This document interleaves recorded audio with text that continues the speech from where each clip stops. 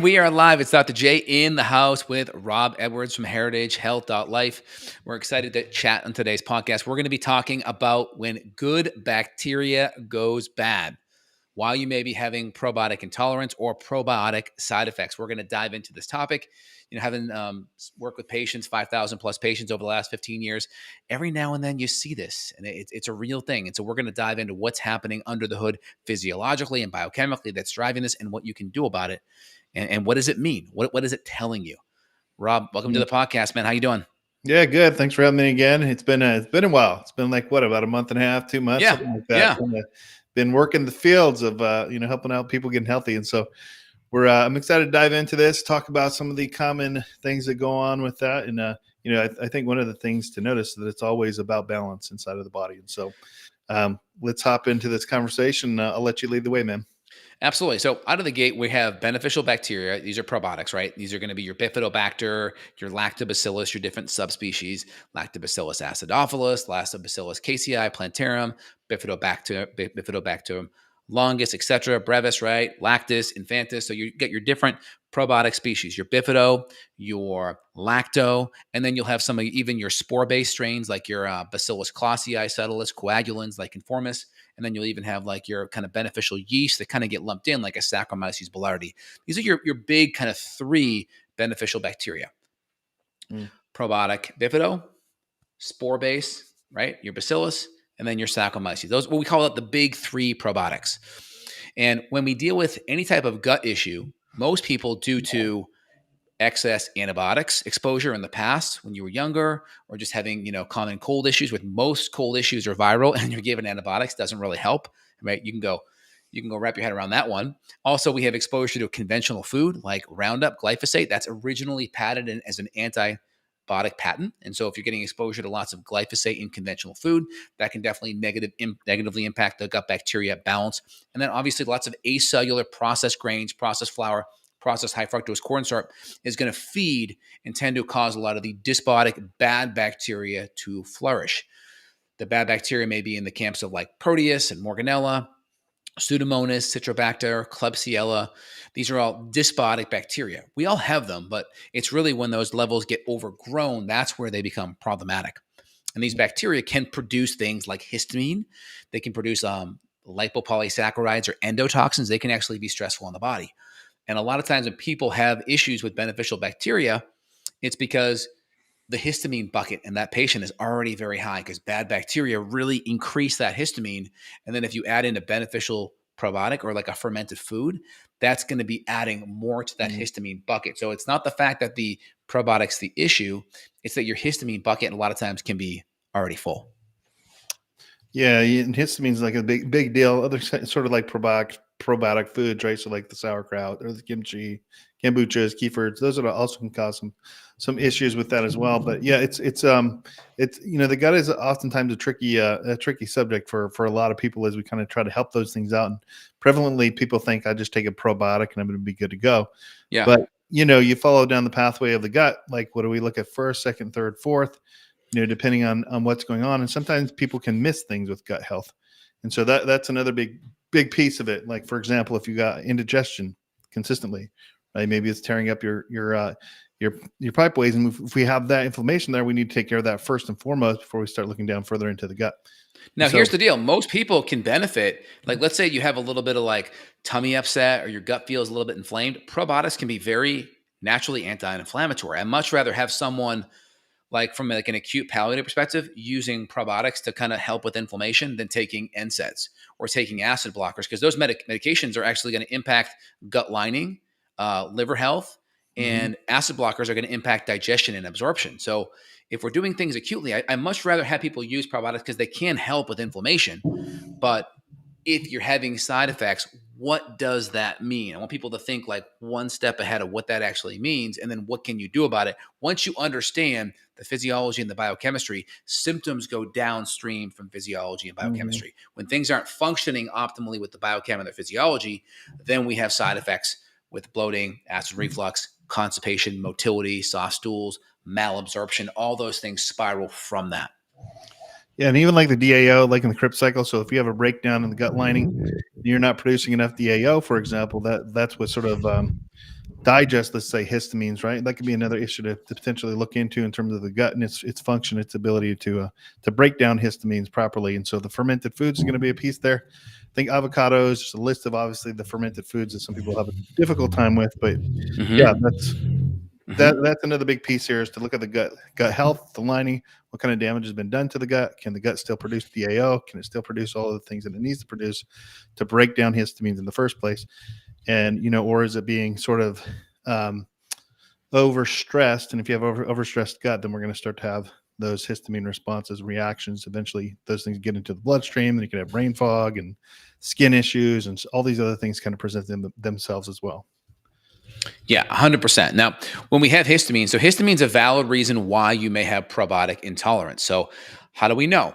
You have some fermented, some kimchi, some sauerkraut. Maybe you have some kombucha. Maybe you have some fermented pickles. You start to get brain foggy. You start to get itchy, hives. You start to get maybe headaches. These all can be very, common, let's just say, high histamine symptoms. And so maybe you start to notice it also with bacon. Maybe you notice it with more citrus based foods. So I always say, look at your high histamine foods, challenge it. How do you feel? If Mhm. you notice those issues, you probably could be a probiotic intolerant, probiotic side effect person. If we add in a good probiotic, that could potentially be a problem. Now, in my line, we have the Flora, which is kind of the bifidobacter and lactobacillus, and then we have the Flora, which is going to be the Saccharomyces. These are a big two, and then we'll add in the bacillus as needed as well. Now, when we have a lot of dysbiotic bacteria, that histamine bucket is full. So any beneficial bacteria could put us over the top. Fermented food could have put us over the top. Maybe we have dysbiotic bacteria like Pseudomonas, Klebsiella, Citrobacter. Those could be producing histamine inside of our gut. So we're like a histamine producing machine. And now we have histamine stimulation from allergens out in nature, different danders and pollens and grasses and such. But now maybe let's say we have some mold issues in the house or mold issues outside from just nature naturally decaying, right? Plants and things and leaves decaying. But let's say we have maybe some mold damage from a leak. Now those things put our histamine bucket super high. Like you could just have a mold issue. You're living in a moldy house or apartment. That could be enough to fill your histamine bucket. And now you're having headaches, brain fog, fatigue, skin issues. And then now you're super sensitive with the food, right? And so it can come in many shape and sizes. When that probiotic intolerance happens, I want people to think deeper. What are the underlying causes why it could be? Now, we could definitely throw in some DAO and we could talk about, natural things that we can do to kind of degranulate histamine, but I'll let you kind of comment first. Yeah, no, I think that's absolutely true, and that's more like the palliative, right? Like it's not going to solve the problem, but it at least gives some relief in terms of that. But yeah, I think when we talk about the gut, sometimes it's complex with regards to that. And what Justin is talking about is this histamine bucket, and the concept, it's not just histamines; it's any kind of stressors that are on the gut, right? So whether or not it's a histamine or it's fungus or it's bacterial exposures or even parasitics, right? All these things can play a part in terms of increasing our gut's ability to deal with histamine or the histamine load that's within the body. And then, of course, the downstream effects of that is if we don't get those things kind of cleared out and cleaned out and rebuild the gut, right? We've got to remove some of the things that are causing that in the first place. Because some of it is just for a lot of people that I deal with, and probably you too, Justin, is really lifestyle. Right? A lot of 100%. histamine issues starts with lifestyle. What are you eating? What are you communicating to your gut? What are you communicating to your body? And histamine is where we're at now in this conversation, but how did it get to histamine? That's the question, right? And the big thing that you're going to see increase histamine, like I talked about the different antigens in the environment, right? Molds, pollens, internal mycotoxin molds in the home. Remember, you have molds, but then you have mycotoxins which are produced by molds. Mhm. Mycotoxins are the off-gassing or the flatulence of molds. Not all molds have mycotoxins. So, like molds outside, you may have cladosporium or microsporium from like natural plant decay. But then your drywall that's had water run on it from the leaky pipe that may be producing Aspergillus fusarium or penicillium, which then produce different ochratoxin, aflatoxin molds that are actual mycotoxins, right? And so we have to look at it holistically. But when we're inflamed, right, when we have lots of inflammation in our body, it could be gluten, it could be too much processed sugar, it could be exercising too hard, not sleeping enough, it could be having very low progesterone because you're estrogen dominant as a female, or low Mhm. cortisol as a guy, or overly high, right? That's going to stimulate our mast cells, right? Our mast cells are essentially basophils in the bloodstream. When they go into the tissue, they become mast cells. Mast cells produce histamine. So the more inflamed we are, that stimulates immune activation, mast cell activation. Mm, Histamine then will come from those mast cells slash basophils. That will increase the blood vessel permeability. It opens things up. So it's when you're inflamed, it's common to hold on to fluid. If you think about maybe you got whacked in the eye or bumped your elbow, it gets swollen. Histamine is part of that vasodilation, fluid retention type of reaction. You're going to get cytokines. You're going to get TNF alpha. You're going to get nuclear factor kappa beta. You're going to get different interleukins. These are chemical signals due to the inflammation process that those signals try to help bring white blood cells to clean up the inflammation. The problem is if it's acute, it makes sense. I bumped my elbow. It's good that we get some immune response there to heal it up. But when it's chronic, now you have this low-grade chronic immune activation. So when your immune system's more active and chronic, guess what happens? Now autoimmunity can happen. Now mhm, you're attacking tissue. Now, because your immune system's so heightened and you're eating foods, now food allergies are more likely to happen as well. So the gluten, the dairy, the processed foods, maybe the nuts or seeds or eggs, quote unquote healthy foods could even now be an immune activation. And then of course we have this leaky gut that now happens because of it. Now our gut's more permeable, and now all that outside world that's coming into our digestive system, now our immune system is interacting with it more closely. So the more our immune system activates with these foods that are not broken down in a peptide or broken down like form, there's more likely to be an immune response to it. mhm. Yeah, that sort of comes back again to that gut health and dysbiosis that we're talking about. So the leaky gut or the imbalanced gut bacteria or SIBO kind of things, and then obviously that reduction of DAO enzyme production inside of the gut. But yeah, I think mold having a big correlation, again, just another stressor in terms of like what's going on inside of the body. And so, you know, I think it's, bringing up sort of the mast cell activation. Seemingly a lot more people have become more aware of that and what that's doing inside of them and their body. And this chronic exposure to mold, along with the increased histamine activity, like keeps the inflammation high, right?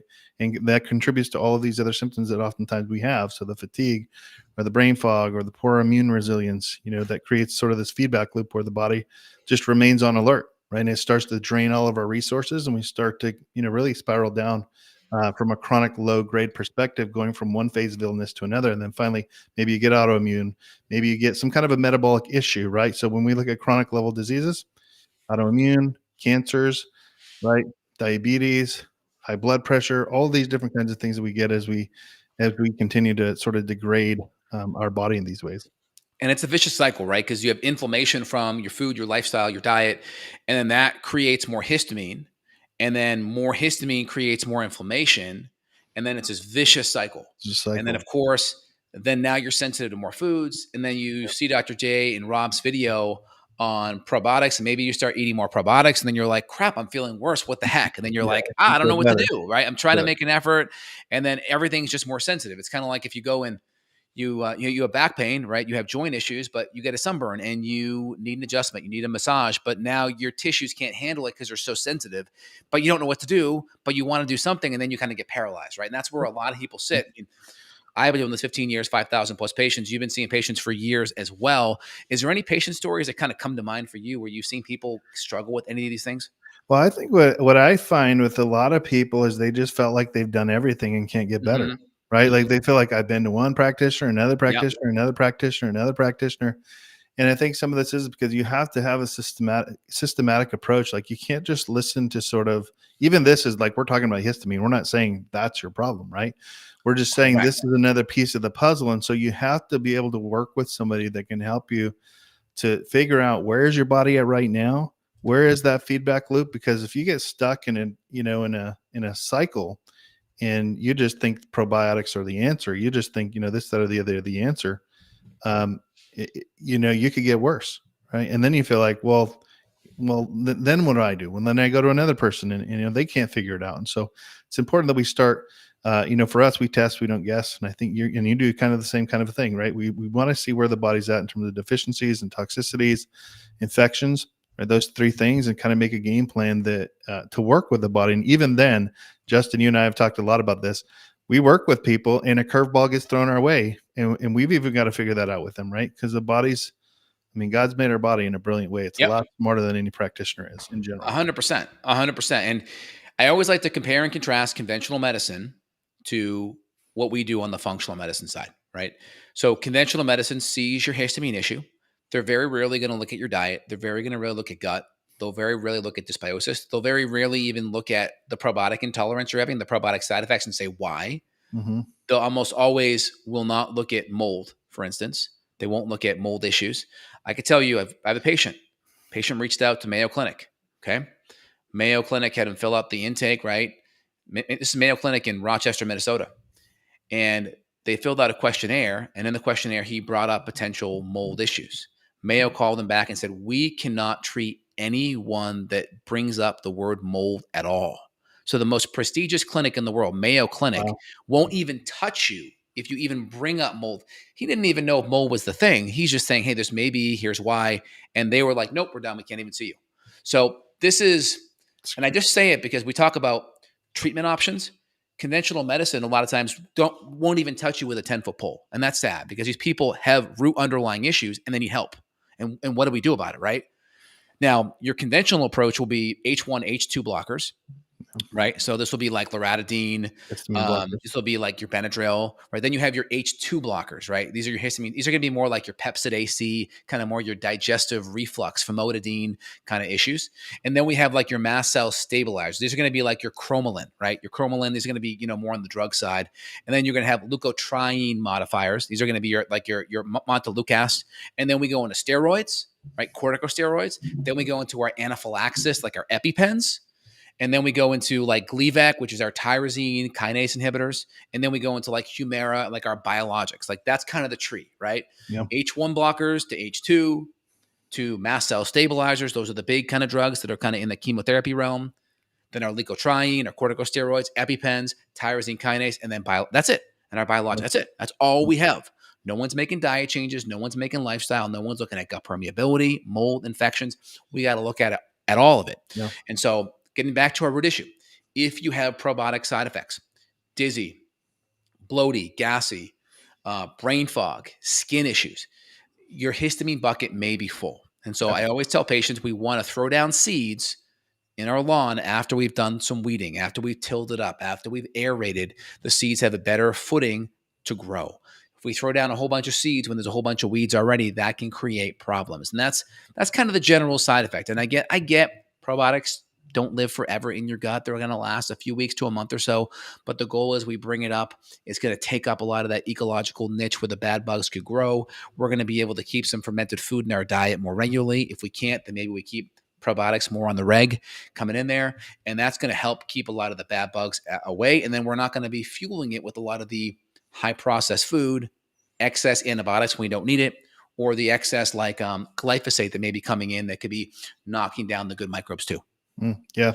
I think it all comes to following a certain order. So it's not necessarily like everybody needs a good gut flora. Everybody does. Mhm. Right. So in terms of probiotics, they're good, but sometimes the gut's just not ready for them. Right. It's not ready to that degree. We've got to work on some things before we can work on that. Right. And that's true with everything. And I think just to circle back with what Justin is saying is, we sort of have a ladder in terms of the way that we deal with healing. Right. And traditional medicine is different to make that difference, right? So we have cellular healing, and on top of cellular healing, we have our diet and lifestyle, right? So we can make some modifications there. On top of that, right, maybe we have some supplementation, and on top of that, we have maybe some modalities, and then we finally get into the medications, and then we're into the surgeries. And what happens in traditional medicine, they skip all of this, and this is the part where they're going to start on his medication or surgeries, and then referrals out, right? Generally speaking, and a lot of you practitioners are getting more onto that, but I remember being in the military, and I remember talking to one of the docs whenever I was really young. I must have been like 19 or 20, and I remember it was like the proposed amount of exercise per day that they were giving out from let's just, well, I don't know if I can say their name, but the recommendation was like in 10 minutes a day. And I had asked one of the doctors, I'm like, is that for real? He's like, well, they don't believe that the American people can do more than that. So they're kind of trying to meet them in the middle. And so you have to understand that mindset for me helped me to understand when you go to certain practitioners, their viewpoint is not the long game, it's a short game. We just want you to feel better, even if it's at the expense of a lot of other things happening within inside of your body. And so there's two sides, whether or not you actually want to get healthy and reverse things and start to rebuild your health, or whether or not you just want to feel better. And those can be completely two different scenarios that we're talking about helping a person with. 100%. I totally agree. So when you have probiotic issues, we want to clean out the bad bacteria first. So typically we're following my 6 R's, right? We're moving the bad foods. We may even want to cut out fermentable FODMAPs too, if that's a problem. Again, Hmm. I like some of the FODMAPs. I like broccoli. I like garlic. I like onions. But for a period of time, that can help starve out some of the despotic microbes. And Hmm. then we would add it back in when it makes sense, especially doing herbals. It can be very helpful. We're going to be making sure our digestion is dialed in with enzymes and acid, maybe bile. We're going to make sure our motility is dialed in. If we're not pooping every day and moving 12 inches of stool, we could be reabsorbing toxic debris. So making sure we have some motility support if we need. Making sure that we test our gut. We're running a comprehensive stool test, a genetic test to look at different microbes in the gut. We're looking at H. pylori. We're looking at E. coli, C. diff. We're looking at parasites, worms. We're maybe even running an organic acid to look deeper at candida, because sometimes the stool test can miss candida. The diarabinose or the different tartaric acids can be very helpful for looking at candida or even colonized mold in the gut. Also, Hmm. the organic acids are really great for looking at C. diff as well. And we can also look for some of the nutrients that can be very helpful for dealing with histamine as well. We'll talk about some of the nutrients in a second. Then we knock down the microbes, and then we tend to do better adding in the probiotics and prebiotics. When we add in the probiotics, you typically titrate that up very slowly to make sure we can handle it. If we know someone is a probiotic sensitive individual, we're going to go slow, right? Well, typically in my line, we add in true fiber, or we'll add in some sodium or calcium butyrate, or we'll add in different fibers like glucomannan, inulin, chicory root. We'll do different fibers like that are more plant based, like Hmm. celery, carrot, citrus, apple pectin. This can be very helpful. And so we can titrate these in very, very slowly, maybe an eighth to a quarter of a teaspoon, and work it the way up. That can be super helpful. Now, from a histamine standpoint, there's nutrients that can help the enzyme DAO, diamine oxidase, that helps us metabolize histamine. We can avoid histamines initially and get the inflammation down. That can be helpful just by getting sleep better, better sunlight, better stress reduction, getting some movement. That can be super helpful. Getting a Hmm. really good anti-inflammatory paleo template can be super helpful. But we may be adding in things like omega-3 fish oil to help with histamine, DAO. We may be adding in B6, vitamin C, copper, zinc. These are all going to be great ways, great nutrients to help build up our natural internal DAO. And then also the microbes in our gut can produce histamine, the Hmm. Pseudomonas, the Klebsiella, the Citrobacter, the Proteus, the Morganella. So slowly getting down some of those microbes can be helpful. The problem is if your mast cells go like this every day, they swell, they produce histamine. They swell, they produce histamine. But if you're starting to decrease histamine exposure from foods or the environment, that mast cell can like start to grow and grow and grow. And then when you start to do some killing at some point, it can, and you get this big flood of histamine. So you could potentially have histamine side effects down the road just because the memory of those mast cells is to just swell up and produce that histamine. And it's just waiting to release it. So that's why Right. we got to be careful and slow and just know that we could have big histamine releases. And that's where it's helpful to have some good binders so we can soak up a lot of this junk when it gets released. Having some good bentonite clay or activated charcoal, or fulvic minerals, or zeolite, or chlorella can really help bind it up. So I have a product called GI Binder that I use in and Hmm. around it with sensitive patients to really soak up that debris. Yeah, it's super important. And sort of like even the like you're talking about the mast cells and some of the other stabilizations of that is, quercetin. I think there's some research out there on vitamin C, of course, like you said, stinging nettle, Oh, bromelain, yes. Thank you. right? Yes. Some of those things for like natural antihistamines, omega 3s. I think you already kind of mentioned that from the anti-inflammatory perspective. And Yep. then, adaptogens, right? Adaptogens are always good. So herbs like ashwagandha, holy basil, like reishi mushroom, right? Stress reducers that indirectly reduce the histamine, but they better help the body to adapt with these kind of stressors. And then, like liver support, right? Like glutathione, milk thistle, dandelion root, those kind of things can be beneficial too. 100%. I love it. I think we're hitting all the big things out of the gate here. So, from a functional medicine standpoint, we always want to look root cause, like what's the underlying cause. So, microbes can be a big cause of the probiotic intolerance. Mhm. You could have mold in the environment, crummy digestion, like just poor enzyme, poor acid, poor bile. Of course, you could have antibiotic exposure, and you could have a lot of dysbiotic bacteria that then increase histamine, and the little bit of histamine you get from the probiotics could be enough to set you off. So all these things could be at play. Also, progesterone, guess what? Has antihistamine effects. So if you're a Mhm. female and you're chronically stressed, you lower that progesterone, and that could put you a little bit more estrogen dominant. And now that antihistamine aspect of the progesterone, now you don't have that working in your favor. So estrogen dominance and lower progesterone could be a thing as well. Yeah, absolutely. And then, of course, medications like NSAIDs, things like that, right? Oh, So yeah. that Yeah. that can sometimes affect like blood pressure medication. Some other kind of SSRIs, I think, can do it as well, but they can affect the body's ability to break down the histamine as well. So that's another thing to check out. Yes. So the different medications, antibiotics obviously can do it. NSAIDs, like Rob already mentioned, antidepressants, right? Yep. Amitriptyline, SSRIs, opioids can do it, right? Morphine, codeine, those kind of things. Muscle relaxants, different diuretics or water pills, anesthetics, anti-arrhythmic medications. Alcohol is a big one, right? Most people that have Asian descent, right? You get that Asian glow with the alcohol. It's because Asians Mhm. have a hard time processing the acetaldehyde, which can create a histamine response. That's why they have been known to take Pepsid AC to decrease that glow with alcohol. And Mhm. I get that sometimes as well. And so that's a histamine response. Now you can hydrate well in between and take some charcoal. That can also be very helpful to deal with that and to keep that, to Yeah. a mitigation Yeah, a level. lot of it's lifestyle. So, like Emily, for example, my wife, so she gets sometimes, histamine response. We actually did a thermography the other day with her, and her entire lymphatic system was inflamed, and Hmm. which was kind of crazy because I've never, yeah, obviously we see people with them all the time, but we've never done it with her.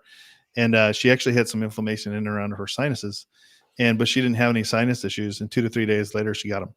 Right? It's sort Yeah. of like it sort of found it first and foremost. But my wife, she drinks a lot of wine, and I'm just bringing this up because wine can create a ton of histamine reactions, especially for, in my opinion, post 40. Your body it handles with these things a lot less able than it used to be. So beer, wine, Yeah. cheeses, things like that are going to definitely contribute, especially if you're doing them day in and day out, which as a Yep. coping mechanism. Yep. Like coping mechanism, we have 5 kids. Let's have a glass of wine every single night or two. Eventually, that might catch up with you. And there are lower histamine sources, right? You can definitely do Yep. a drier white versus a red. Sometimes the Mhm. reds have cross contamination with some gluten from the barrels. Yeah. And Plus, where they're women tend sourced to from. gravitate to reds more, I think, because of the phytoestrogen quality. So, if you're a perimenopausal female and your estrogen is starting to drop a little bit, you may feel a little bit more hormonally balanced with the red. Now, I would Mhm. just say, hey, let's add in some herbs. Let's use some herbs to kind of naturally get your Yeah. hormone style. Let's fix your adrenals, maybe some more DHEA, and then we can choose alcohol that's going to be a little bit more histamine friendly too. Yeah, absolutely. Like the Yeah. agave, things like that. They Yep. work a Yeah. Like lot a better than beer. tequila. Yeah. A Tito's vodka that's been like triple activated charcoal filter. There's a lot of other options, or just a really nice dry. I do like dry kind of whites, like dry Yeah. prosecco, dry cava, dry champagne, something very, very dry and clean. Right. I know, like when I have something and I don't have a headache or feel off or sleep bad, I know that wine I do well with it. Right. And so Yeah. that's where I kind of make notes of like, all right, what wines do I do well with? And I just Yeah. kind of make a note on that. So, And that gets into the innate intelligence of the body. So we do a mhm, lot of like the wines. Like she won't do anything domestic California because she mhm, tends to get, she tends to get a headache, those kind of things off of them. yep. Overseas, they do it a little bit different. The way that they process it is differently. I don't know enough about it to Oh, specifically, talk about their process, but it's going to make a difference. yeah, like if you go to Italy and Spain or like France, they're just not going to have the GMO, not going to have the glyphosate, not going to have as They're much of not that going to have any of that. pesticide residue. And so I always try to rather do more European-ish. I think you have less chemical load there for sure. Yeah, absolutely. Yeah, no, Well, excellent, this excellent is a great talk. podcast. Yeah, yeah, it's great, man. Excellent podcast. People listening, head over to see Rob. Rob sees patients worldwide. If you want to work with him, heritagehealth.life, heritagehealth.life. Is that correct, Rob? Dot Heritage life. Health. I tried to get the .com, didn't have it. Yeah. So heritagehealth.life. That's how you find it. Yep. And Rob sees patients and works with these exact issues, all the time. Rob's has a, colorful background, being working in the Navy, being a Navy corpsman, being a nutritionist, being in the functional medicine. So he has a lot of history and background. Love to work with you. And you guys, I'm Dr. J. Justinhealth.com is my site. We'll put links down below for Rob and me if you want to dive in. We are here for you. And again, if you have one family member or friend that could benefit, please share it with them and put your comments down below. We love to see it. Yeah. Awesome. All right. Well, Excellent.